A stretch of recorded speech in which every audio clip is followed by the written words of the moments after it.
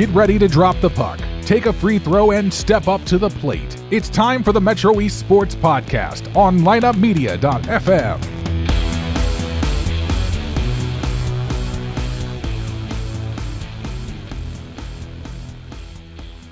Well, before we get into Columbia soccer, which I cannot wait to hear about, I got to talk about Cassens Chrysler, Dodge, Jeep, and Ram. Thanks to partner Cassens Chrysler, Dodge, Jeep, and Ram, the #1 place to purchase a vehicle in the Metro East.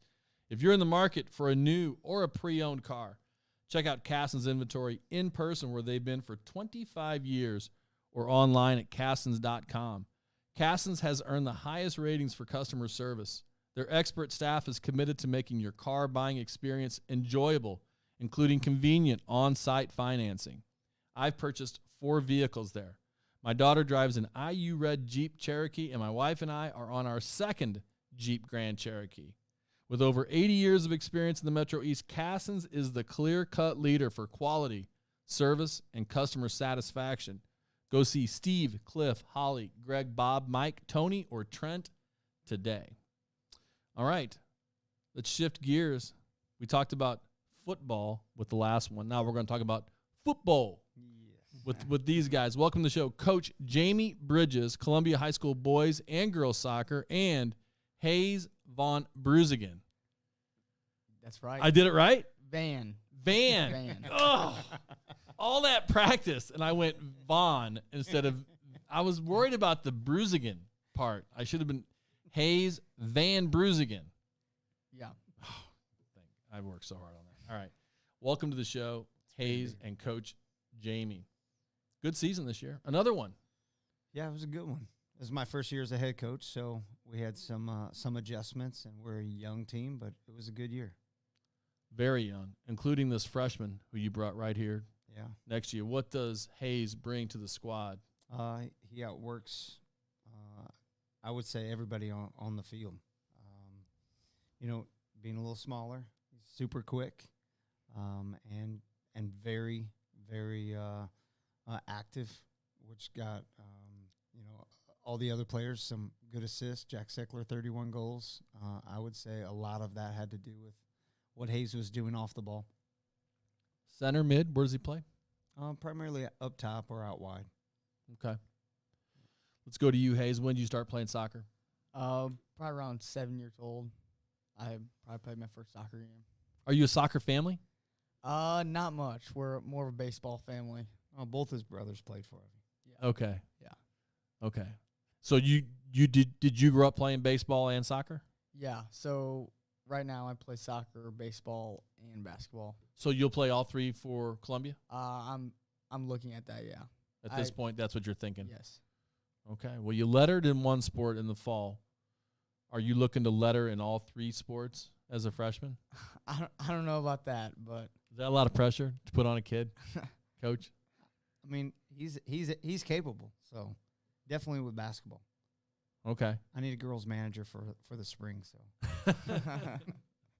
And you coach the girls also. I do. And how long have you been head coach of the girls? Since 2016.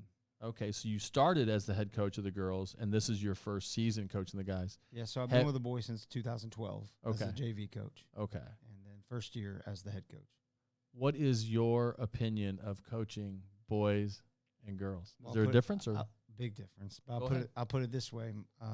My last boy just graduated last year, and when I was interviewing for the girls' job, they asked, Dad, what if they make you choose? And I said, it wouldn't be good for you guys. So I would choose the girls. So you enjoy it? I do. What do you love about it? The girls specifically, I find them just very teachable and slower game, and so just more of a desire to know the game. I find the guys, I mean, I'm a guy, so I can say this. I find the guys tend to know it more or think they do. And so, but I mean, I love coaching both. I love the next generation, and so that's the desire. So, do you know who agrees with you 100%? Anson Dorrance, the famous soccer coach at the University of North Carolina. Yeah. He said the difference between coaching men and women is when you coach men, you spend your time convincing them that you know more than they do. And when you coach women, you spend your time convincing them that they are better than they think they are. That's a good point. Yeah. 100%. When I heard that, I thought, you know what? There's some truth to that. Not every girl is that way, though. No. There are some girls who are a little bit headstrong, and there are some guys who really want to be coached, too. For sure.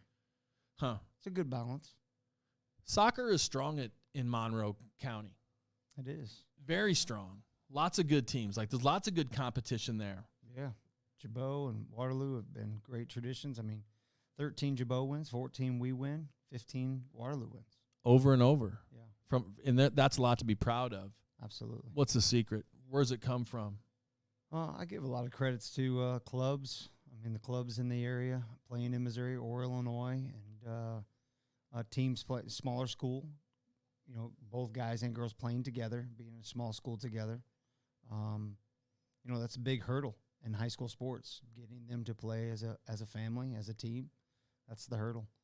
Especially for freshmen who've not played typically 3 years up, or with 18-year-olds. Girls tend to adjust better as freshmen. I think in my 10 years at Columbia, I can count on this hand how many freshmen have impacted a varsity team. And this year we had 8 freshmen on varsity. So that tells you a little bit. I mean, it was unheard of. I mean, in 1 year we almost doubled what we've ever had on varsities. And you still won the conference. We still won the conference, yeah. So you're feeling good about that. And then you have a tough 1-0 loss to Mater Dei. What can you tell me about that game? This game, I mean, no disrespect to Mater Dei. It was a game we should have won. We controlled most of the game and had great opportunities. And like anything, when you don't capitalize on those, your opponent gains confidence. And they did. And they got a good opportunity in overtime. And 3 minutes left, they scored it. I think that's what makes soccer so unique, is you can control the game. Somebody gets a goal. Maybe they get a penalty kick. Maybe they don't. And then they just park the bus, bring everybody back inside their 18 and just keep pushing it out and pushing it out. And, that's a tough way to lose. But anyway, what are you looking forward to next year? The depth and experience. I mean, just these so many freshmen getting experience, coming back as sophomores. We have a great junior class, so them being seniors. We had low senior numbers. We had five seniors. So being able to, come back with that experience. We lost some key players, but we had to overcome some injuries and things like that. And so just that. Hayes, what are you looking forward to next year? I would say just a team. Obviously the seniors really helped me out as a freshman coming in there. But I would say the team as a family, getting to know each other better and better, getting to know the new incoming freshman class.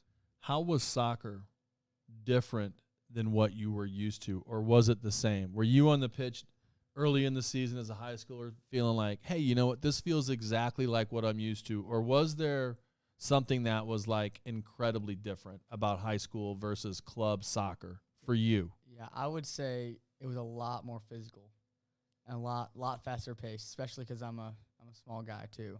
So I got shoved around a lot out there too. So what are you going to do to make sure that it's not easy for people to shove you around? Hopefully at the weight room. I mean, you could put pellets in your pockets, try to weigh you down a little bit. But yeah. That's not what I'm going to recommend. Waiting What are on you that going to growth do? spurt. I don't know. I mean, I'm hoping I get growth spurt going in here soon, but I mean, I would say I would probably hit the weight room a little bit more. As now I can take like a weight class for in school too, so that would be nice. Are you not in that now? I'm not, no. But they have it there at Columbia? Yes, they do. Okay, yeah, we just talked about that with the last coach. And then, that's been a common theme here, is everybody's got athletic PE now, and these kids are lifting in their PE hours, and I think that makes a big difference. So I hope you're able to, and you will, put on some weight, young man. You're just, how old are you, 14? 15. You're 15. Okay, that's good. Yeah. That's good. So you'll be, 22 when you graduate? I don't know. Okay. Coach Bridges, You are not a teacher at Columbia High School. We were talking about this off mic, and then I did a quick Google search of you to find out some facts, and you are actually a pastor. It's true. And where are you a pastor? Life Community Church in Columbia. And that is a church that you started? Yes. When? 2011. 2011. Okay. How is the combination working for you as, I'm a teacher and then I'm a coach, and I know how that works. Mm-hmm. How does it work being a pastor and a coach? So I youth pastored for 15 years, and so I was always around students, coached some club soccer, and, always knew it was important being around students. FCA was real big for me, Fellowship of Christian Athletes, when I was in high school, and so always wanted to be a part of that. And the opportunity when we had started in Columbia came about to be an assistant coach at Columbia, and so I jumped on it. But, yeah, for me, just combining those two things, just being in community, that's the biggest thing for me, just being around students and being able to pour into them. It's bigger than soccer. I ask them all the time, hey, who won state last year? And very rarely do they know who won, who eventually won. Or say 3 years ago, who won state? And who won state 2A, 3A? Rarely do they know, but they remember the big games, and they remember the, camaraderie and the family that, the memories. And so to me, that's what it's about, just preparing young men and young women for adulthood, and just being able to be around them is a true blessing. And you have children of your own also. I do. And how old are your kids? 22, 18, 16, 13, and then we foster 3-year-old twins. Wow. Okay, and how many of your children have you coached? The oldest 3. So my boys both played. My one son played at Swick, and my other son is taking a gap year right now, and he's going to come back and play. And then my junior daughter is track, and she played a couple of years of soccer as well. Very good. So it really is a family thing with you. How did you get into soccer? 4 years old, Granite City. That's where I'm born and raised, and so you couldn't do anything but play in Granite City. So, started playing from the age of 4, and that's all I played. I played baseball as well, and our soccer team was our baseball team, and that's how it was back in the day, and just grew to love it and continue to play. So. And who was your coach? Gene Baker. He was the first legend that I had on the show because I graduated from Granite City also. Okay, all right. 84. 94. So I gave up soccer, and I played it as a little kid and then gave it up about 8th grade. And I knew I wasn't going to make the soccer team, but then I picked it up again in college. Gotcha. I went to a small Division III school, and they actually recruited me, which I was on the tennis team. But when they found out I was from Granite City, they assumed that he's like, did you play soccer? I'm like, yeah. Quit in 8th grade. I didn't tell them that part, you know what I mean? They took me out there, and I wound up being the backup goalie, and it was a great experience, and I loved it. I fell in love with soccer again. Hayes, what's it like playing for Coach Bridges? I think the soccer season wouldn't have been as fun if I didn't. I mean, I already know Coach because he is my pastor too, but I already know him, and he did a great job, not just like coaching us in soccer, just also being a mentor and growing us up to be men in life too. That's cool. That's really great. What would you say is the trademark of a Coach Bridges coached team? Like your teams tend to play this way. We just had Coach DeVries on here, and he's like, T-wing, single wing, man. We're running it right down your throat, right over. Our QB's coming in right over center, and we're coming right at you. Describe the Eagles on the pitch. Quick. I mean, that's the goal is to play quick, to play fast, to be physical but not dirty is key. Because we want to set a precedent that we're not going to be pushed around. But 2-footed slide tackle. Oh man, Gene Baker. 2 foot. He talked about that on the podcast, man. You got to listen to it. It'll send chills down your spine. Honestly, I have no doubt. Such a cool guy. Absolutely. But he was like, that was his thing, man. 2-footed slide tackle, and if you don't like it, I'm doing it legally. I'm not doing it from behind. Right. I'm not doing it to hurt you, but we're going to do it. You teach your kids to do that? 2-foot tackles for sure, because so many guys go in 1-footed or swinging, and that's the hurt key. Me. Yeah, The 2-foot tackle, swinging. you're not going to get hurt. Yeah. And so absolutely, and that's the toughness. You want to be tough, and but playing quick and I would say, special, dead balls, throw-ins. We've had a tradition of long throw. Those are dangerous. The flip. Flip for sure. You do the flips. Well, if we have a player, but yeah, we've been blessed with a couple. That's cool. Yeah, one is playing. She's playing at North Dakota right now. So you're putting a lot of kids out there to play at the next level. For sure. Now, you're talking about playing quick, setting up little triangles, moving the ball, right? Absolutely. That takes skill. Not everybody can play that style. You play that style because you're getting skilled players, and that goes back to the club influence. Yeah, I would say the thing about a small school, too, is, and Hayes just alluded to this, most of these guys are playing 2 and 3 sports. So, I mean, I'll say not a majority of them are playing soccer only. So it's sprinkled with that, but it's also sprinkled with some pure athletes. The guy who scored 31 goals, he's going to go straight to basketball and then go straight to baseball, and then we'll see him in the summer for soccer. He's not playing club soccer. And so, you're getting a mixture of both, the guys that play all year and they're the club and they're soccer only, and then the guys who are just genuine athletes. The soccer has room for those kids, and I'm thinking of Brennan Weller. Oh, yeah. Last year at Edwardsville. My son played with Brennan Weller. That kid would just go up top and be the most dangerous threat on the field. And you're thinking, this kid plays 0 select soccer. How does he do this? Yeah, he's a basketball player, right? Right. And it's just like he's just an athlete, and he's got a nose for the goal. And I saw him as a kid, though, so he was a pretty good soccer player, too. He was, Yeah. but he learned all that as Right. young, and by being a good athlete, he was able to, like riding a bike. He'd come back probably every summer and be ready to go. And I'd say Columbia has that. We have a mixture of those players. I mean, his oldest brother was that. He was just an athlete. He's playing baseball at Central Missouri, but he was a soccer player too. Hayes, what are you looking forward to next year? You're number 2 on the Eagles. You've already started thinking about next season. You had a tough loss this year. You're thinking next year. Here's my vision for next year. Tell me what it looks like. I would say next year we come out with urgency because I would say we started out 0-4, 1-4, and started out as a flat start, and then we started to kick it up towards the middle of the season with Waterloo and Jubbo and Freeburg that week. But I would say to kick it up with urgency right away. From the first ball, first practice. Yep. Right, Yeah, Coach? I would definitely say they got a chip on the shoulder, for sure. Due to what? Due to, I think, the expectation coming in this year was a rebuilding year. I think they took that to, Hayes' shirt says, and make them believe. I mean, that was kind of our motto of, hey, listen, everybody's looked down on us this year. We got to believe that. And starting 1-4 and then winning, 6 of going undefeated the next 8 games, really showing, okay, we got some confidence, building on that, showing them that, Althoff is a great team. They're good in this area, but we're still to be reckoned with. And that's the message for this team for next year. For sure. We're the team. We're the team. It goes through us. Yes, sir. You're going to get that fire. Got to. And if you're going to speak to a team, you're speaking to a congregation. If you're going to be an orator, you're going to be an orator. Absolutely.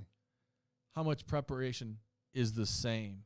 When you're going to give it, you've got to give the big speech. How much do you draw on that experience as a speechwriter? Let me hear about it. I mean, I definitely draw on it, but I'm a researcher too, so I like knowing stats. I like knowing what other teams are doing, and I let that speak for itself. But I mean, getting these guys to believe. I mean, that to me the biggest challenge, if you were to say high school sports, the biggest challenge is getting these guys to come together and to know their role, and that's what's different with guys and girls. Knowing your role, you might play center back for your club, but I need you at center mid, and so getting guys to believe that and buy in. When we won in 14, I'll never forget our center mid was incredible. We had 2 other center mids that were better, and we said, "Hey, no, you got to go to right back," and we did it 19 when the girls won state. I had a girl named Reagan Mock who's at McKendree right now, and she could play anywhere on the field. And I said, "Reagan, I know you like to score goals, but I need a center back." Yeah. And I was like, we got to weigh this. It's probably the best team I ever coached in 2019. I mean, those girls, we didn't lose, to any team in Illinois, only to 2 Missouri schools. So you've been to the top. You've We've won been the there. state championship. Yeah. How close is this group of kids you got coming back? I compare it to my first year where we had a lot of freshmen in 2012, and this is why I compare it to them. Adam Becker, Sean Rickey, guys who had played, were small freshmen, and we went, I believe, 10-6 that year when I was just assistant coach, and that team as a junior won state tournament. I don't think this team is that far away from that. Okay. All right, Hayes, before I get you out of here, do you got any big tests coming up at school this week you got to worry about here in the academic classroom at Columbia High School? I would not really, no. Not any big tests coming up, but Is Hayes a good student? You got to worry about him being eligible? No, I don't have to worry at all. You sure? I'm positive. You're good? He's a twin, so I just go to the sister and say, hey, get on your brother.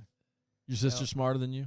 I would say Yes. academically, yes. Common sense, no. It took you such a long time to answer that I knew what the answer was. All right, Jamey Bridges, head coach, soccer boys and girls at Columbia High School, and a pastor. Tell us the name of the church again. Life Community Church. Thank you so much for your time. And his star freshman, Hayes Van Breusegan. And I got it right. Got that one right. All right, guys. Thanks so much for coming by. Thank Give me you. one of these. Appreciate it. For the YouTube audience, you'll see us. Appreciate it. All right.